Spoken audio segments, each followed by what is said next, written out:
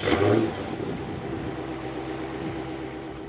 Honda Accord has been redesigned for the 2018 model year. It is now in its 10th generation. And if you're not excited by that, it's because you haven't driven the Civic or CR-V recently. They were redesigned, and they're both really, really good, which makes us even more interested in what's been done with the new Accord.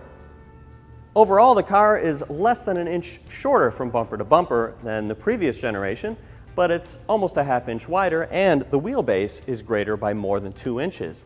Now, if you look at the front and the rear, you're going to see some things that recall the new Civic. And you'll also probably notice here in the C-pillar this kink, which recalls the Civic and maybe the Nissan Maxima to an extent. Overall, you've got a much more coupe-like profile or fastback profile, which might matter to some people because the coupe body style has been discontinued finally for 2018. There are more big changes to the Accord in the form of the drivetrains. The V6 engine is gone and the old 4-cylinder is gone. Now you have your choice of 2 turbocharged 4-cylinders. Either a turbo 1.5 liter with 192 horsepower or a turbocharged 2 liter, which we have here, good for 252 horsepower. There's going to be a hybrid version with a non-turbocharged 2 liter and an electric motor and battery pack. Not a lot of details on the specs there, but they do say that drivetrain will make no difference on the space in the cabin or in the trunk or for the folding back seat. Now, the interior has grown by 2.5 cubic feet, so roomier than ever. And this is the touring trim level, which is the top one. Lots of nice padded surfaces in here, high quality materials. But one of the things that catches our eye is, look at this. Not only does it have a volume knob, it has a tuning knob. So they've finally heard all the complaints about not having a volume knob and added one to the CR-V.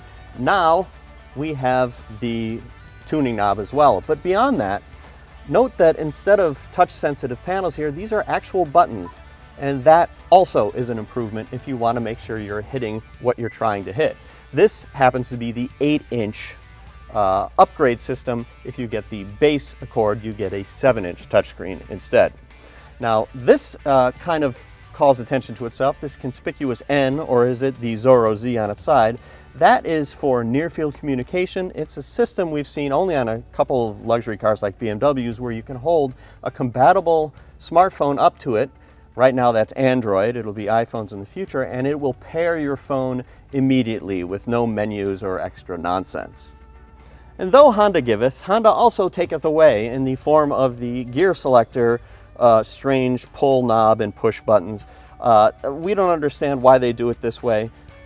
We get electronic, but this doesn't really save any space. They could have still had a shifter here. So you get your tuning knob, but unfortunately you get these two.